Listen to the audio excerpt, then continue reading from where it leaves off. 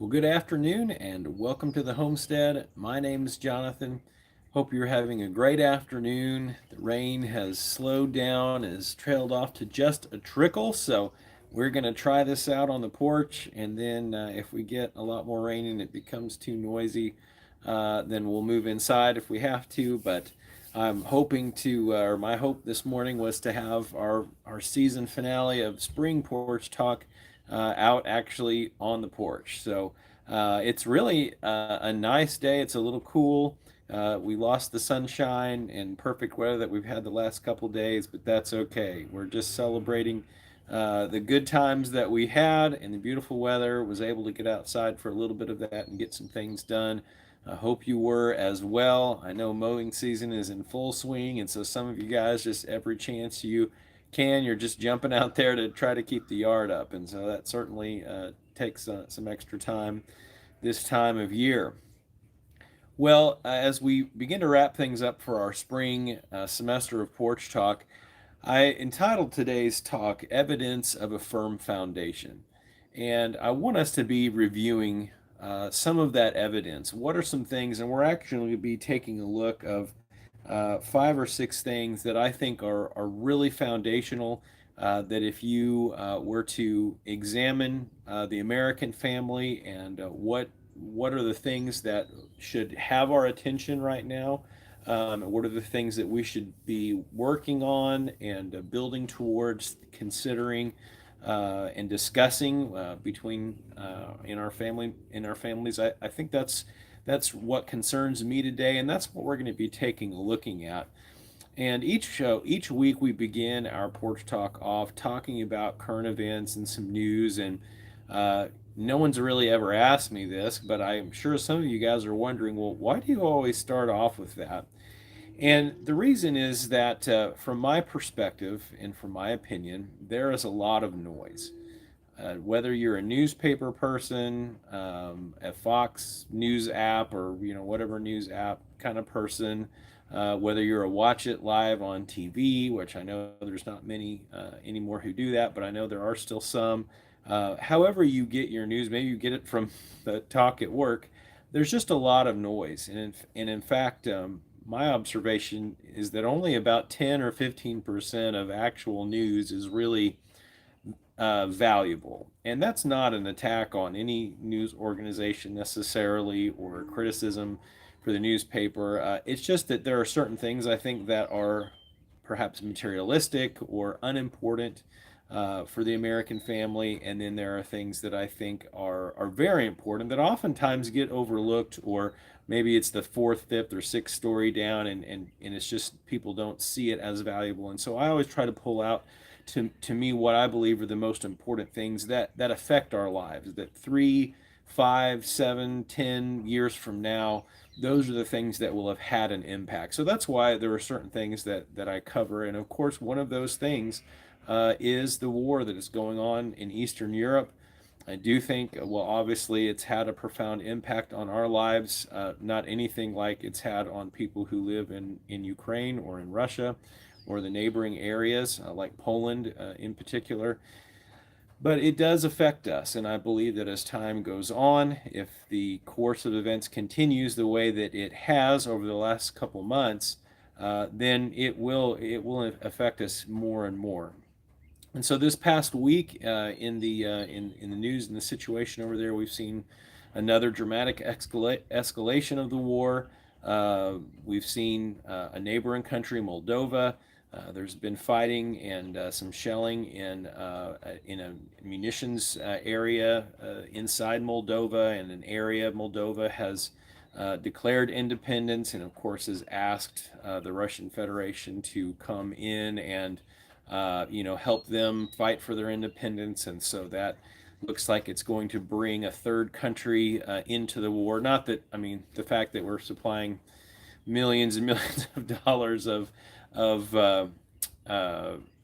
munitions and supplies and things for the war effort, but also, we have our special forces there. So obviously we're involved in the war, but as far as, I guess, officially, or where geographically fighting is taking place, So that's something to watch. That's a concern that everyone's had since this situation began. Is this going to become more of a global war?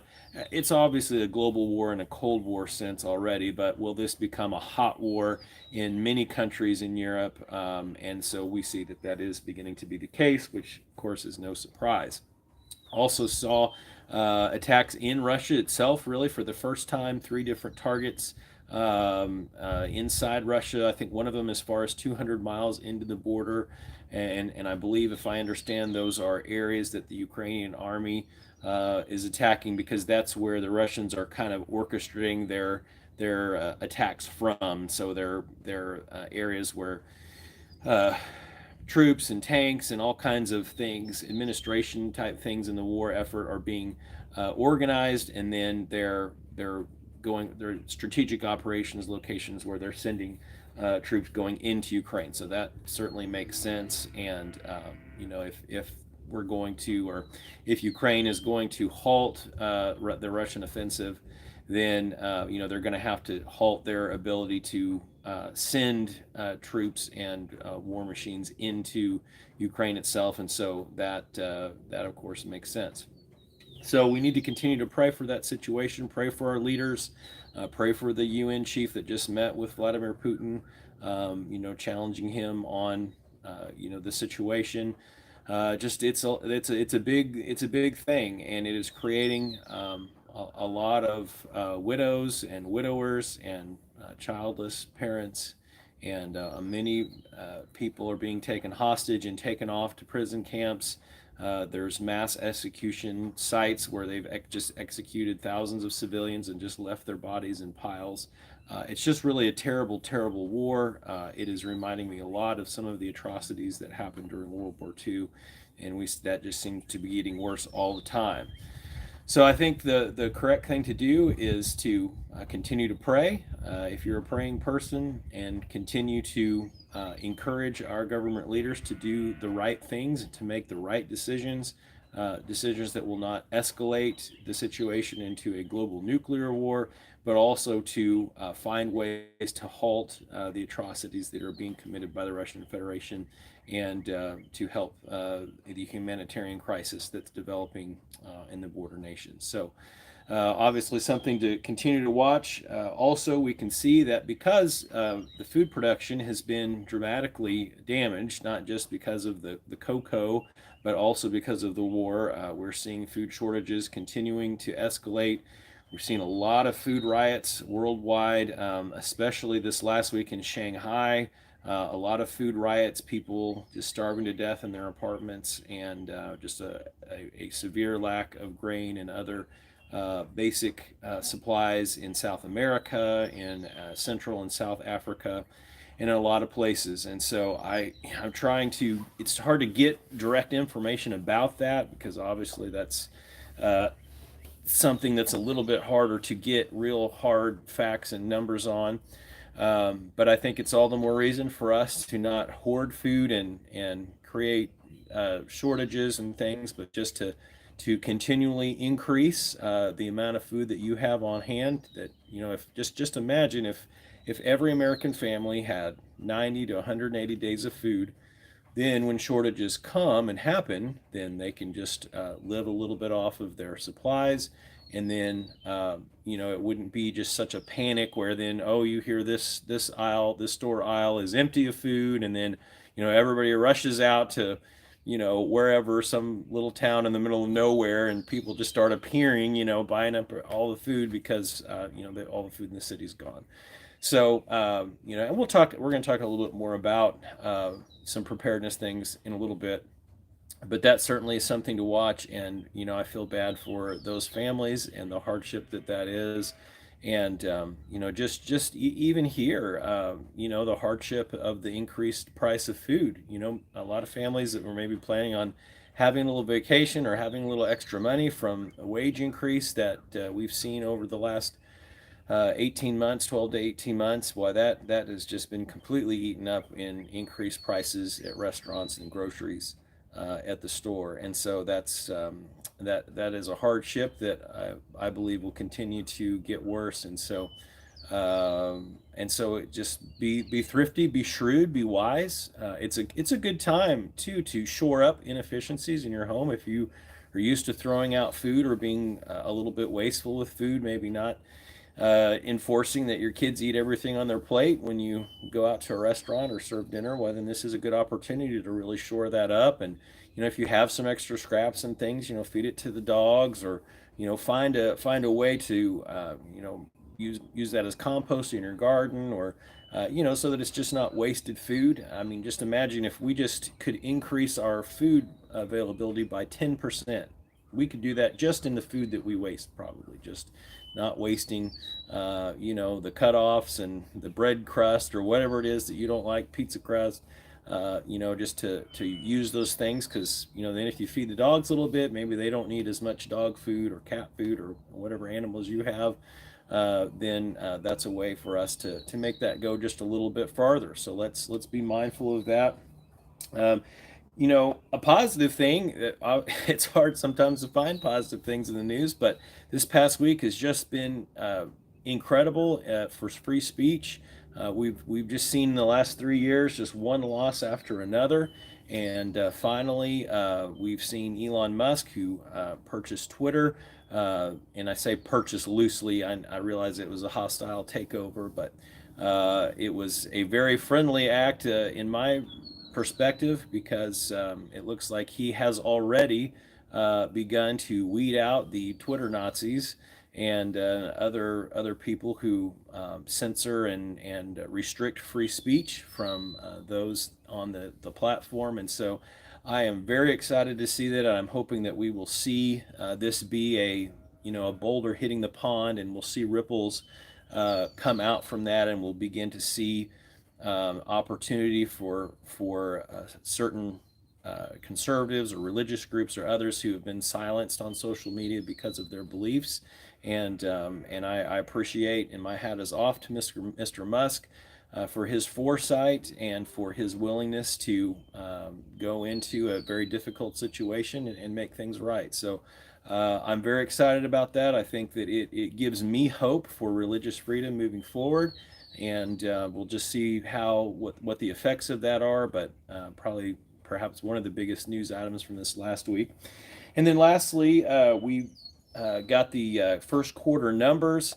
It was a big surprise. We thought we would see a 1% expansion of the gross domestic product, which is how we measure the economy in the United States. And in fact, we saw a 1.4% contraction or decrease in economic output. And so many people, in fact, myself included, really thought the recession would not come until next year. And so it is surprising to see that contraction. Of course, a recession is defined as 2 quarters back to back with negative GDP growth. And so one quarter does not put us in recession. But of course, it does put us at risk of one if we see contraction again in the second quarter. So we'll see. I still am somewhat optimistic that we will see a positive number in second quarter, that supply shortages and other just imbalances due to some of the COVID lockdowns from this past winter probably affect that number just a little bit. So we'll see. That could be wrong, and we could be at -2% and be in a full-on recession. But I don't think we're quite there yet. I think we've still got time before that happens. I think inflation's got to run a lot hotter, and some other things would have to happen before we really get into that recession type of scenario. But what we do need to be concerned with right now and be hedging against is inflation, because inflation is absolutely eating our lunch. Literally, you have to order less lunch now for the same money because of inflation, and it's crazy. If you even a couple years ago, if you would have told me that in the United States of America, in a first world country, we were going to see 8.5% CPI inflation, uh, I would I would have been hard pressed to believe that it could happen in a quick way, but certainly, obviously, it has. So that's and we've been talking about that for several years. If you've been a part of Porch Talk or PLG, then you're prepared for that, and you're just living high on the hog right now because you were ready for it. But I know many, in fact, most by far did not prepare for that type of situation, and so that makes it a real hardship for families. And so we will have to endeavor to change our spending habits and change the way we live a little bit to adapt to that, so that we can position ourselves in a healthy way. All right. Well, that jumps off with the big things, and I'm sure if you're a if you're a news junkie out there, you're saying, well, what about the other 25 things? And you know what? Those things are important. They didn't make the cut for the time that we have on Thursday afternoons for Porch Talk, so I apologize for that. I hope you'll show me some grace that we weren't able to cover those items, but send me a message. And I'll be glad to talk further with you about any of those news items. All right, so what are some evidence of a firm foundation? And that's really a question to you, the viewer, is do you have a firm foundation in your life? Now, for me, I'm a believer, I'm a follower of Christ, and so my foundation is going to have some specific underpinnings that would perhaps be unique to someone who is a Christian. And so I hope you'll allow for that and understand where I'm coming from. But I think that they are very good. And in fact, I believe that the Bible, while my hope is for everyone to kind of be illuminated to the truth of the scriptures and the truth of what it is to follow Christ, I think that just the practical teaching and the information that is in the Bible is beneficial and helpful to everyone, even outside of our faith. And so each of these items that we're going to discuss, and in the way that they're discussed, is going to come from that biblical worldview. So first of all, we talked a little bit about the economy and about financials, and in particular right now that it's on everyone's mind. How can I save a dollar here or there? How can we handle this price increase in this area? Whether it's food, whether it's the cost of travel, it's just the cost to drive down the road, or to acquire certain things that you need. In particular, one of the things that are really hard to find are repair parts. And also the labor to have something repaired. But if you're looking for a specialized circuit board for an appliance or fix a tool, wow, it can be a little bit of a challenge. Just because when there's global trade and there's not a lot of war and things are smooth and we're able to adjust and be flexible with each other, and food movement and supply movement is kind of evened out, and there's clear ways to ship or transport different items, then it's much easier to get all these items circulated around the world. But all of a sudden, it's just kind of like if you're, when you're having a heart attack, it's because blood flow is getting cut off to a part of that's a part of an artery that's going into your heart. And so then that creates challenges. And when your heart's not processing the blood flow correctly and circulating the blood flow in your body, then your organs start having problems in your skin and your brain. And so it just creates dysfunction in your entire body. And that's really how the situation is worldwide now. That now, once we have some problem areas, whether you're talking about the lockdowns in China, which I think we have now over 350 million people locked down in China. We've got the war situation in Ukraine. We've got a standoff between Australia and China over the Solomon Islands. Just having a lot of trouble with, we're just not playing nice with one another, to be quite honest. And so when that happens and everybody says, I'm just going to take my toys and I'm going to go play somewhere else, then we have all this kind of collision of trouble, and the global economy becomes sick, and it has areas and problems because of that. And so that's really what we're talking about. And so without a 6-hour examination of 100 different things and how to look at them, I think one of the best ways that you can protect yourself, if you're just that everyday mom or dad and you're just trying to make ends meet, trying to get your kids through college, or if your kids are young, just trying to keep them in diapers and baby food, then there are some basic things I think you can do that will help you a lot. And here are some of those things. First of all, be diversified in your investments. I've never seen a situation, and of course I'm not like Warren Buffett, where I've been invested in equities for I don't know, 60, 70 years. So I don't have that life experience or knowledge, but I have in my time in business, which is about probably 26 years, 27 years. I have never seen a situation where assets were so volatile and uncertain. It seems like right now real estate can be awesome or terrible. I mean, it's been kind of terrible, but now it's awesome. Stocks have been terrible, then awesome, now terrible again.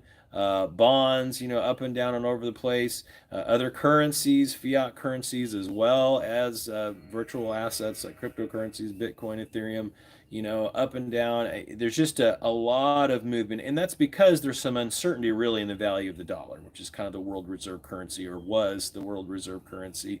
And so, because of that uncertainty, it's hard to know what those assets should be priced in. And so, there's just a lot of chaos. And so, one of the ways you protect against a situation like that, not knowing next year or 5 years from now, much less 10 or so on and so forth, is to be diversified. So, first of all, make sure you have some money to invest. Make sure you're taking a part of your income and saving it back for a rainy day in terms of an emergency fund, saving it for retirement so that you're not 95 years old and still having to work. That someday just things you're gonna have a lot of aches and pains, and you're gonna be tired. You're not gonna want to get out of bed and go, work for the man when you're 82 and you got arthritis. So just be mindful that that day is coming where you're gonna need to not rely solely on your ability to work and earn income. But so have those, make sure that if you're just living paycheck to paycheck, stop doing that immediately and change gears. Make sure that you're investing. But as you invest, make sure that you're investing in real estate, you're investing in equities of some sort, investing in, and in fact, if if you're in kind of the business-minded person, start a side hustle or start a business in a certain area. Don't, mortgage your house and like put every dollar you have into it. That's not particularly wise, but that's always good to have those things. There's different kinds of bond instruments. Certainly, cryptocurrency has begun to be a good yield. If you're looking for yield in terms of interest rates, it has been over the last 5+ years has been a good store of value and hedge against inflation and has brought a good return on investment. But don't go all in on something. Don't go all in on real estate or all in on cryptocurrencies or all in on whatever it is, because in this environment it's hard to make. Even the very best financial and shrewd financial planners and advisors are going to have a hard time identifying what's going to do well. And beyond all of that, if you don't have just a lot of money to invest or you're just not sure where to invest, just having tangible things around can be a good investment. That extra food is food you don't have to buy at the grocery store 6 months from now. Being able to have, some different supplies set back.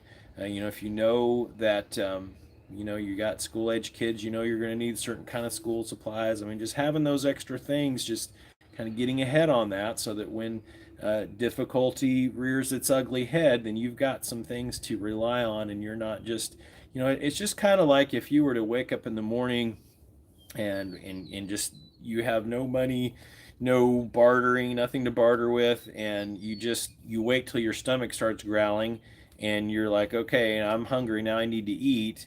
That's you're setting yourself up to fail because you didn't prepare to be able to have something to trade for that food, or you didn't grow it yourself. And so that's just the strategy there. So you just have and that's what's hard about that is that if you are an investor in whatever it is, even if you're investing in canned goods, it means that you are saying no today to self gratification, to something that you want, so that you can have more tomorrow. And that's what's hard because our flesh wants to feel good today and we want to have what we want to have today and just hope for the best for tomorrow. And hope is not a plan. Hoping in the Lord's direction and plan for your life is a great idea. hoping in luck and chance for your well-being or for your family's well-being is a terrible idea. And so we have to be wise and shrewd with our financial assets to place ourselves, and of course to also be obedient to the scriptures that tell us that we need to be bringing a return and yielding a return for our labor. All right, number two, and I've kind of alluded to this. We won't spend a lot of time, but families need food. If nothing else, this could be the number one item, and we're going through these in no specific order. Although I am saving the most important for last. But other than that, these are in no specific order. But food is more than any other time in my lifetime. Food is critical to have and to store because if there are a lot of risks to food. Whether it is further lockdowns and food processing, whether it is a war situation where the food chain is more and more restricted, whether it is the cost of pesticides and fertilizers that makes it more expensive and difficult to have good yields for farms, whatever it is, maybe it's just the expense, the pure expense of food. That there is a potential crisis. I know some people are saying there already is a food crisis, but in the United, and that probably most certainly is true in other places. In the United States, it's really probably not a crisis yet, but that day perhaps is coming, and so that is something that I absolutely would not goof around with. But have a lot of extra. Don't buy things you're never going to eat. Don't. I'm not a big advocate of spending $5,000 on 24 months of food that's all in a little package and all sealed up and all that kind of stuff. I mean, I think there is a place to have some of that. But my question to you is that what you really want to eat when you wake up for breakfast in the morning? I guess it depends on the brand of the long-term food storage you buy, but for me, that's I like fresh eggs and milk and other kind of things. So that wouldn't be my first place to go. So I would have lots of flour and make sure you have some good containers to store it in long-term or Mylar bags. Stephanie's really great about organizing and getting the pantry, to where we have the newest items in the back so that as kids and people grab food, they're grabbing from the front so that the things that are about to expire get eaten first. But I would just get really, really ahead. And I know there's things like pasta and other things that are in chicken that it's hard to find right now, but you can still find things. And it may not be the price we want. It's probably better now than it's ever going to be. So, make sure that you're getting ahead, and maybe this is a good time for you to invest in some gardening. Maybe having a few, having a backyard cow, depending on what your neighborhood covenants allow. But just maybe just having a few chickens. In fact, I think in Springfield even you can lawfully have up to 6 chickens. So just be in a place where you can have some food. I mean, if I need breakfast in the morning and there's no other options, I can go out to the chicken coop and get a few eggs, and I can make me some scrambled eggs. And even if there's no power, then I can go out to make me a little fire because I got plenty of wood stored back there, and we've got an iron skillet, and I can fry me some eggs. So without needing anything, money, power, any of that, I've got some ability to have food, and that there's not a big expense in that. You can buy chicks for like $1 at MFA in the spring and kind of raise them up, or you can actually there's a lady just down the road from us in Bruner that you can buy a chicken for $8-10 that's ready to lay, ready to go. So it's not it seems overwhelming at times to produce your own food. And it is true, if you want it to all look pretty and be organized, then it's going to cost as much money as you're going to make producing food. But our ancestors founded this nation with just the stuff they could stick in a covered wagon. So you don't really need a pretty chicken coop and all these other things to be able to produce some food. You don't have to make pretty little raised beds, and I know it looks good on YouTube, but at the end of the day, your chickens can go stand, at the under the corner under your porch or something. I mean, they don't need that. Trust me, they'll lay eggs wherever they want. I got chickens laying eggs all over the place. So You doesn't have to be the perfect little American farm. You can just have some ways to grow some food and just have, be creative. Your landscaping can be blueberry bushes. Instead of spending all this money on spruces and all the other things that look cool, get some blueberry bushes, or just get some things that's just a little more practical. I remember when prepping wasn't cool. Things change, and that's probably the next big thing is everyone's going to tear out all their little spruce landscaping, spirally whatevers, attacked by the giant gnat there, and plant blackberry bushes that are in their yard. I mean, I don't know. We'll see. May not go that far, but food is going to be a thing. It already is a thing. I realize that, but it's going to be more of a thing. So be ready for that, and don't just wait till you're hungry to go to the grocery store to get some food. Because if everybody does that, and there's a food shortage, well, we know what happens. We saw what happened last year during the cocoa. There wasn't food in the store, or specific foods that we needed to have at times. So please don't us all wait to the last minute, and that just makes that situation so much worse. Skills. Everybody needs to have some skills. Moms, dads, kids. What a great family. I mean, one of the most awesome summer family things that you could do together is to go out and learn something. Learn how to harvest timber as a family, learn how to garden as a family, learn how to maybe get into something that's will get your family in shape, like rock climbing or hiking, or I don't playing soccer in the backyard, or just do something just regimented as a family, that's going to maybe go out and learn CPR and first aid as a family, and everybody gets certified.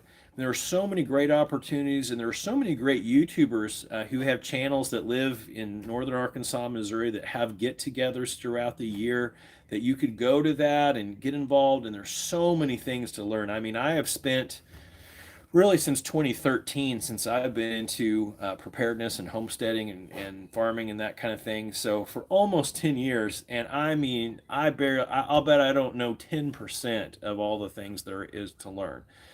So there are so many great things that you could learn as a family, and so pick something that seems interesting to your family, and just jump in there and learn some skills. Teach your children how to safely use firearms, and teach them about how to find water, and there's just so many important things.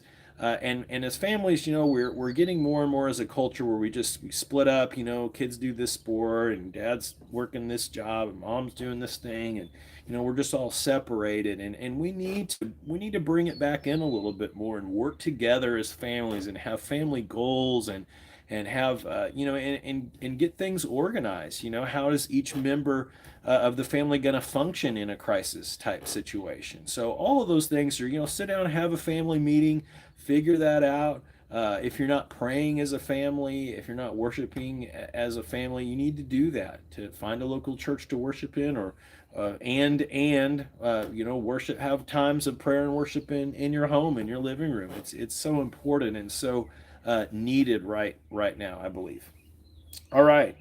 uh, Energy. Energy is a privilege. Energy is something that arguably we don't necessarily need to live, but to function in our culture, it's needed, right? So let me clarify what I mean by that. So, for example, you don't have to have gasoline, but if you don't, how are you going to get to work? Right? I mean, I guess unless you have a Tesla or an EV that doesn't require gasoline, but right now, even if you wanted to buy one, you pretty well can't find one. So, in fact, I've been looking for some of those hybrid GM products are pretty good. My wife has a hybrid EV, and it's really good, but you can't hardly buy those because my truck's not the worst gas guzzler, but I mean I'm chewing up some gas driving all around Tarnation, and I mean I'm in Arkansas one day hauling sheep, or I'm at a track meet in Fairgrove or Stratford or wherever, and that's not even getting to all the church places, all the things that I'm traveling to as a pastor. So there's a lot of driving to do for each of us. So how are you going to do that without gasoline? How are you going to power your lawnmower, or your weed eater. Of course, now they have EV versions of all those things, which are cool. I'm looking to get one as soon as mine gives out. But again, that you still require energy. You're just getting it from a different source. So even if you're plugging that thing in, charging a lithium-ion battery, then you need energy. So that's the question: is how does your household function? If you're right in the middle of the suburbs, you don't have a whole lot of options. If you're going to produce energy, then you're going to either have to get it from the power company, and if that goes out, well then you're going to have to go by the covenants. If you can't put solar panels on your house, or if you can't run a loud generator, it just I guess depends where you live and what you're allowed to do. But you may need to just plan some more simple things. If you're not to the place where you're ready to just go solar, or get a diesel generator, or get a different kind of alternative, main type of power, then maybe just, bring it down, get some rechargeable batteries for some lanterns, just for some basic light.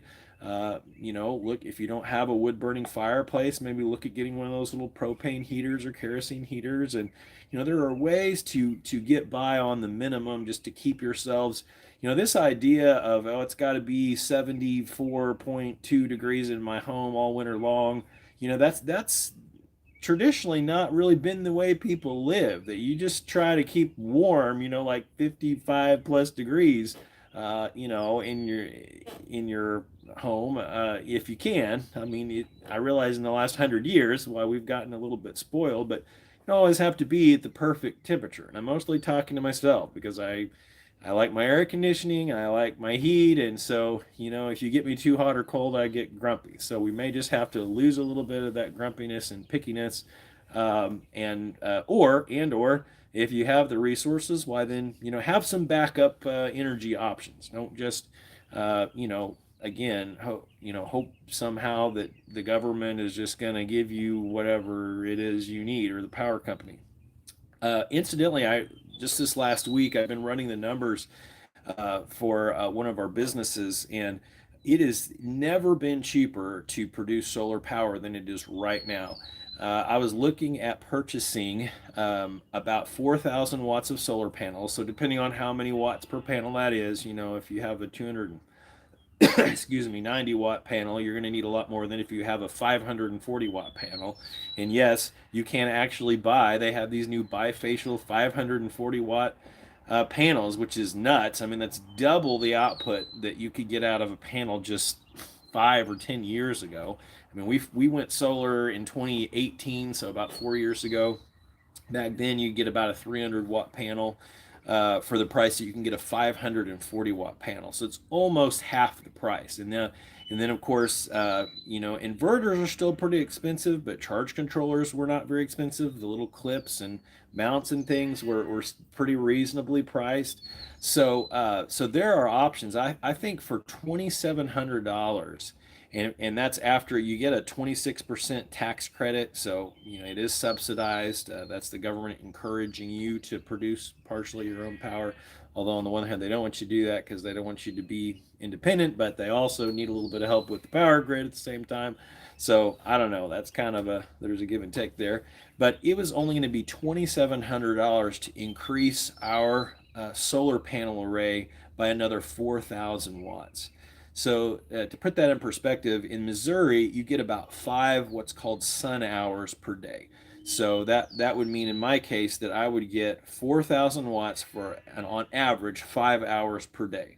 So 4 times 5, that's 20,000 watts of power, or 20 kilowatt hours per day.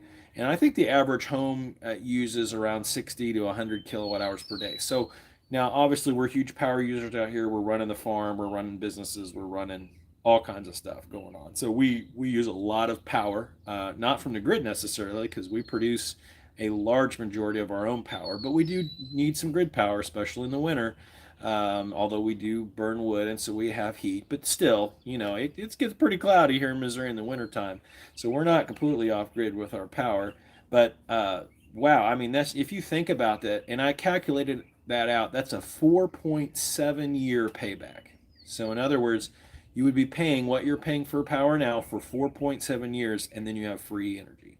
Well, that's a pretty amazing deal. So now again, here you're thinking, well, wow, why, you're turning to your spouse like, why are we not going solar right now? Well, here's the catch with that challenge of going solar.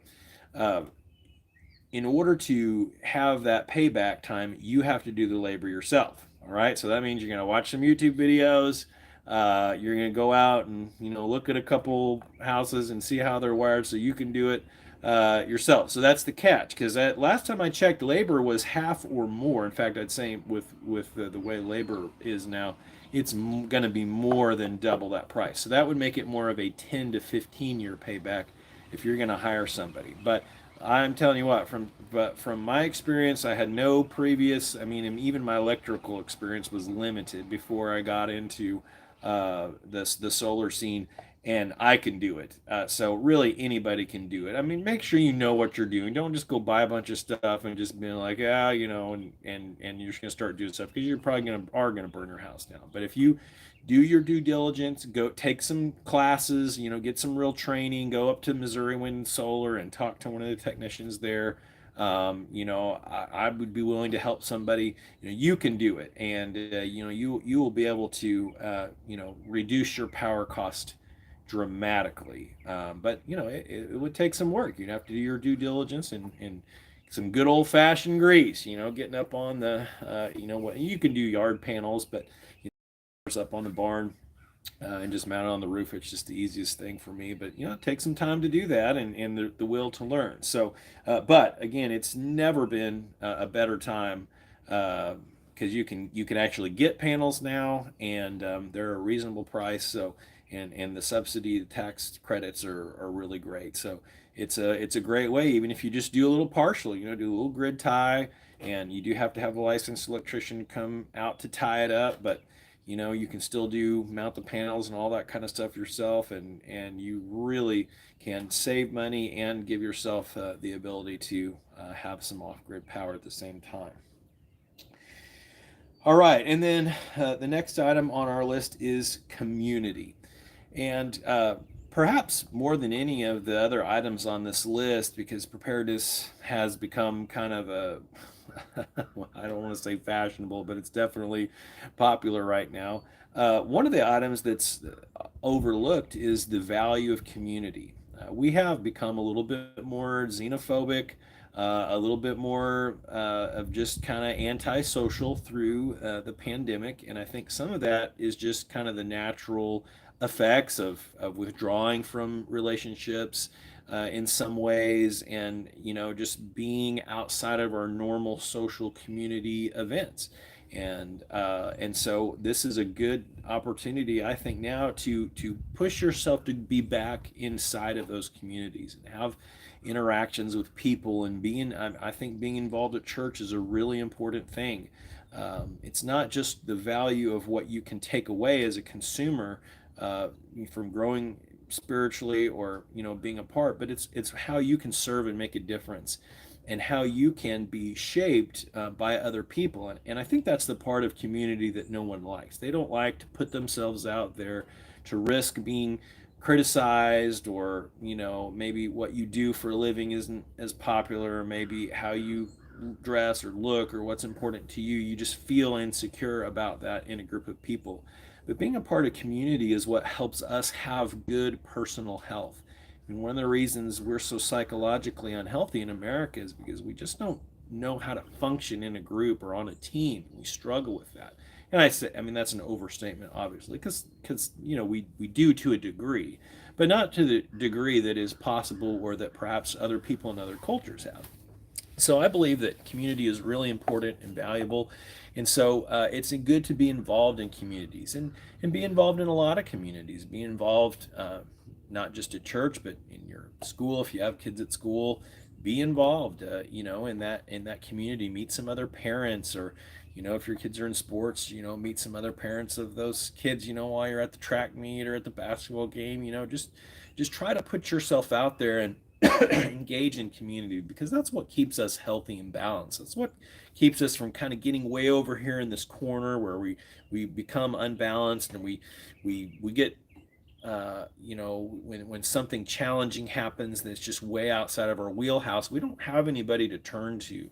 And communities have done so well in the past, especially in the early days of the colonies in America. I mean, people relied on one another, not in the sense that they were using each other, kind of like we tend to do today, but they relied on each other's gifts and skills. So if one person was good with wood, another person metal, another one could bake, another one could fix horse accessories, another person was good with growing. We could trade and barter and work together in community to accomplish bigger tasks. And so I think community is important, and that's hard for me. I am an introvert, which means that I get my energy from being by myself. So it's tiring for me to be around people. I like being around people. I like engaging in community.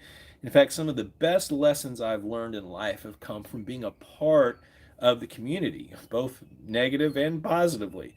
In terms of encouragement, in terms of rebuke and correction, and learning to handle things in a different way. I think that's just a part of the human condition, that we do need other people, even though we think we don't. There's times where I just want to go hide in a cave with with Netflix or whatever, and just go like this to the world and do my own thing. But if we do that continually, then we develop, I think, an unhealthy lifestyle. And so, if you've kind of been reclusive a little bit, then I want to challenge you. In fact, that may be a number of you that are watching this live stream. That's why you're doing the whole live stream thing, because you don't really want to come to the live group, or you don't want to come to worship. So I'm glad you're on this live stream, and I'm delighted that you're a part of this. And I believe there is a place, an important place, for things like this. But it's not good to only just be watching the stream. And so it's good to engage in community, and I want to try to challenge you and push you to be involved in a healthy community, a healthy place that's going to help you. Being a young parent, I can remember years ago, my oldest is 24, so it's been a while since even my youngest will be 15 this year. So it's been a while since I've had younger kids, but I can remember how important it was to just be around other dads, other moms, people that were going through the same things, the same sleepless nights, the same challenges with, different health things, and just, the training up kids, teaching them right from wrong, when to reward, when to provide a punishment, discipline, just all those things. And it's just so much healthier, especially if you didn't have a strong parental upbringing yourself. It's just good to have other people around that can you can bounce ideas off of, and empathize with, and it's just healthy. And so community is so valuable. All right, and that brings us to our last item. Again, if you're just tuning in, of evidence of a firm foundation, how we can look at our lives and know that we're building that firm foundation or not, is our lives spiritually. And I want to read, if you have a Bible with you, I would invite you to join me. I'm going to read out of Matthew chapter 7, beginning in verse 24, and I'm going to flip here in my Bible as well, so give me one moment. Where Jesus says, "Therefore, everyone who hears these words of mine and acts on them will be like a sensible man who built his house on the rock.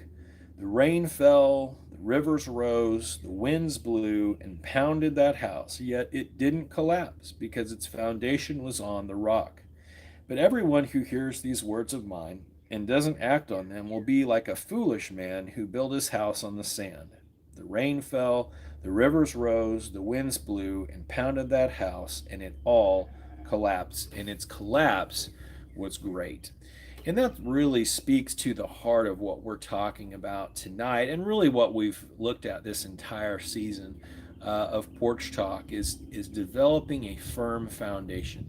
It's kind of like, I don't know how many of you guys have been to any of these like bounce jump places where you go and they have they're not trampolines. Well, they're kind of like trampolines, but I don't even know how to describe it. If you're my age or older, you may have no idea what I'm talking about, because it's kind of a younger thing. But my youngest ones have been to some parties and things and have gone some, and I've been a few times. And other than it, making my joints a little sore, I had a good time. But you just kind of bounce around and you do different activities, and you're bouncing off the walls, bouncing off the ground, doing a bunch of stuff. But the thing about it, if you when you're in there and you're and maybe think about like Incredible Pizza or Chuck E. Cheese or Showbiz back in the day, you'd have all the little rubber balls or plastic balls, and you'd be trying to like swim through, and it was really hard to get out. And the reason that was is because every time you would try to put your foot down to propel yourself out or to move in some direction, those balls would just give way and move, and you almost had no inertia. You're just basically expending tons of calories, tons of energy, and you're just really not getting anywhere. And that is probably, I hope, or I believe, a very accurate description of how many Americans live their lives. That we're just, because we don't have a firm foundation, we're just striving and struggling, and we don't really have anything to push off of. We don't have anything solid to build on. Just like if you're on the beach, you're trying to build something and you build it in the sand, and the water just comes and washes it away, or it runs under your foundation, and then your whole structure collapses. And so you have to have something smooth and flat. When you live out where I do, having concrete or asphalt or something like that is a tremendous luxury that you don't learn to appreciate until you don't have it. Because when you try to do stuff on gravel, which I spent many years doing, and I know several of you guys who also kind of live out, you know what that's like. That just having a little 6x6 concrete square is just like, wow, this is so awesome, because you can do so much. You can drive a vehicle on it and it won't get bogged down. You can set a shelf on it and it won't lean or list or fall over. It kind of it makes it where you can keep the bugs and mice out a little bit, and keeps the moisture out. I mean, there's just so many advantages of having a firm foundation. And so, spiritually, you know, that I truly believe that is the true foundation of all things in this world. That I believe that it is a spiritual world, that there was a creator who was intelligent, and he created the world in such a way that those who understand the wisdom of it, and how to avoid the treacherous, wrong decisions and foolishness, as we see here in Matthew, can live a very prosperous life. And by prosperous, I'm not necessarily meaning, super rich, or, get everything you want, but prosperous in the sense that you're going to, the desires of your heart, and the opportunities to thrive, and to have peace in your family, and to, have success in your career, and to be a good parent, and to be a vital part of your community, comes from knowing how to build the right structure in this life that we're given, whether you're here for a short time or a long time. And we can look at certain people throughout history, and we can see the important foundation that they've laid and built upon.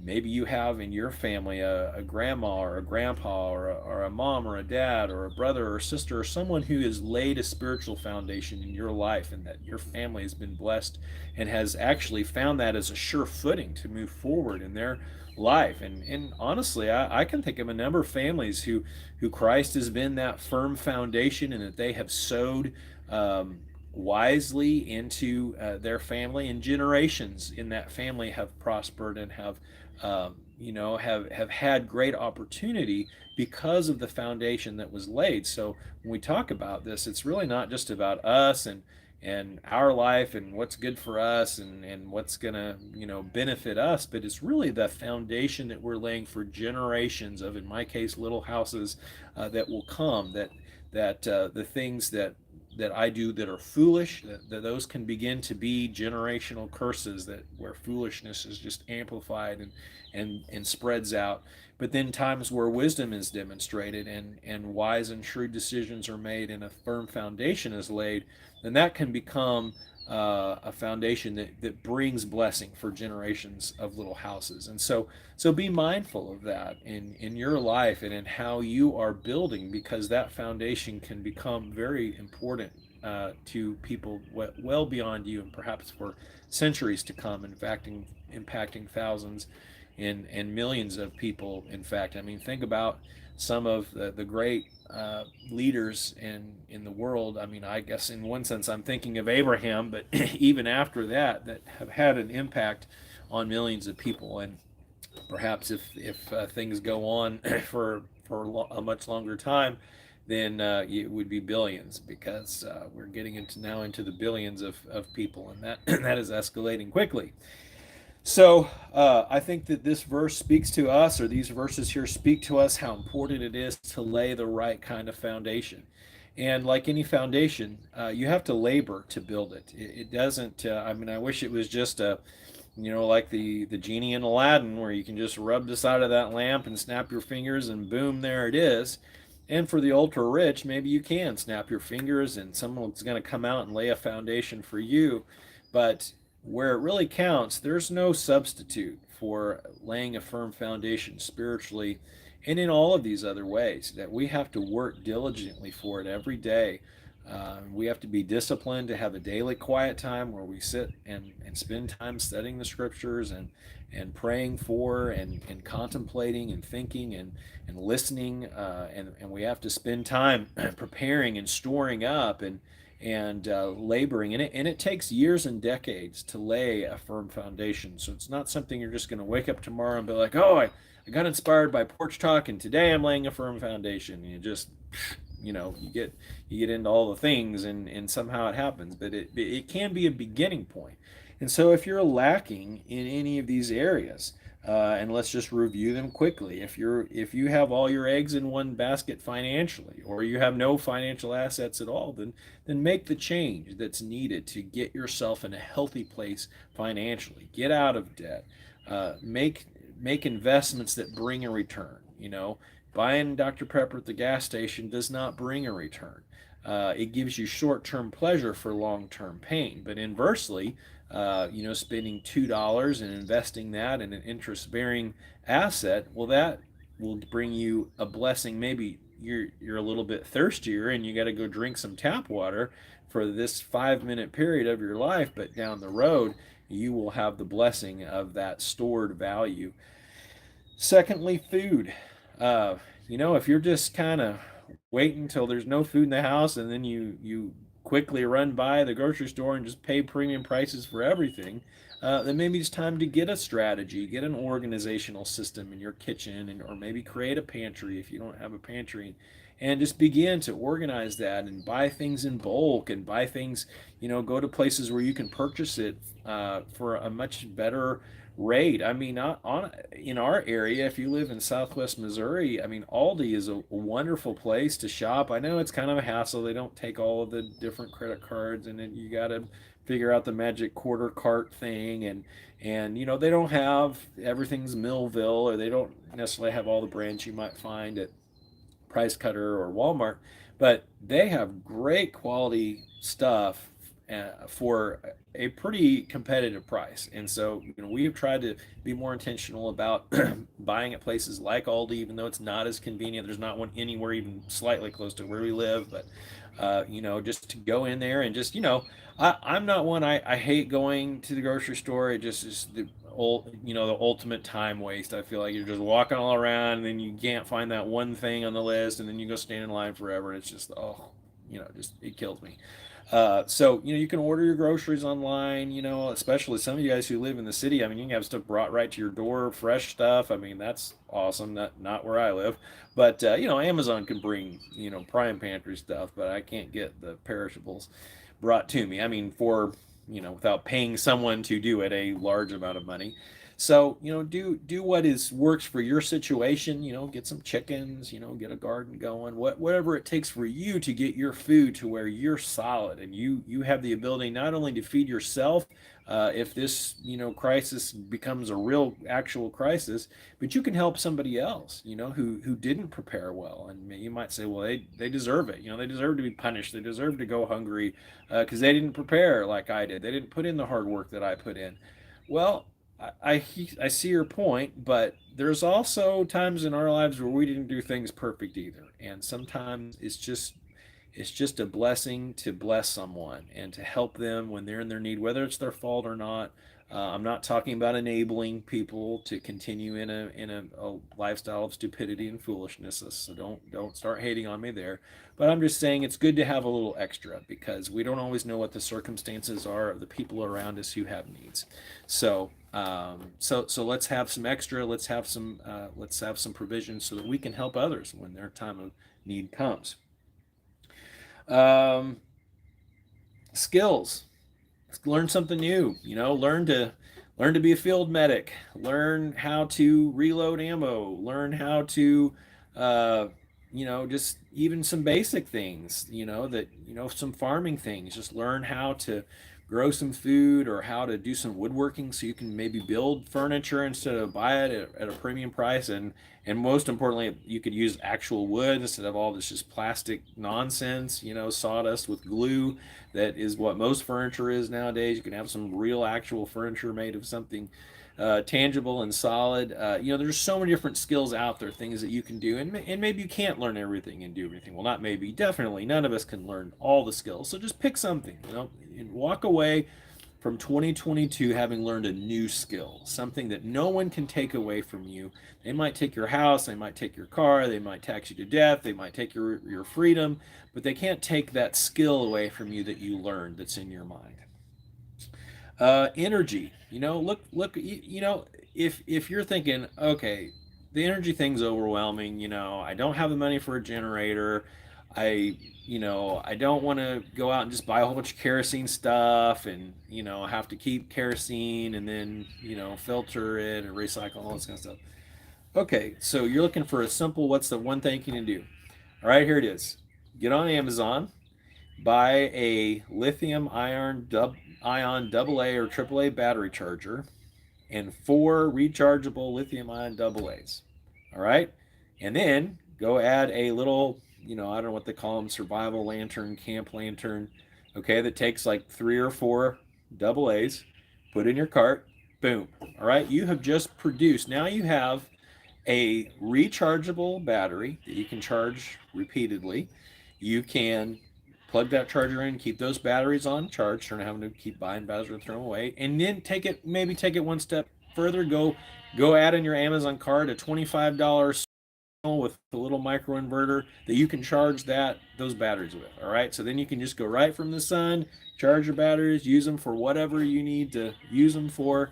All right, so you've spent maybe, I don't know, $75, and you have a complete independent energy kit where you can produce your own power for something. All right, and just build it from there, or get a couple kerosene lanterns and a 5-gallon tank and 5 gallons of kerosene, and you're set. And that lantern will heat you up a little bit. It's not going to keep you warm, but if it's an ice storm or gas gets or power this next winter gets to where you just can't keep the thermostat on 85 or whatever, then you can light that thing up or get a little kerosene heater maybe, and you can just supplement maybe a room, heat a little room, or actually probably now one of the most energy efficient things you can do is to get an electric powered oil heater, space heater. I didn't call it the right thing, but it's basically like a radiator, old style radiator heater, except they have electronics in them. They're programmable, and it heats up this oil, and then that oil stays warm, and it gives off heat and keeps the room warm. You're basically just reheating that oil. It's a lot more efficient than a forced air type heater, which is kind of what people have used traditionally. So there's just a lot of little things. Just you don't have to go out and do the $10,000 solar system or a $5,000 diesel generator and go big kind of a thing. Just start, take some steps, and you will begin to see the benefit of having some energy independence, and then just keep taking some steps towards that. All right, community. You got to be in community, be around people, learn from them, be involved. I know it's tough, especially for some of you introverts, but you can do it.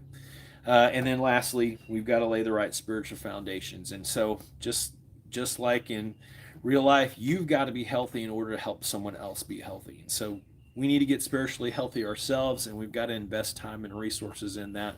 And that's really the firm foundation that gives us the ability to prosper in all these other things. You will never have the self-control to be a debt-free person.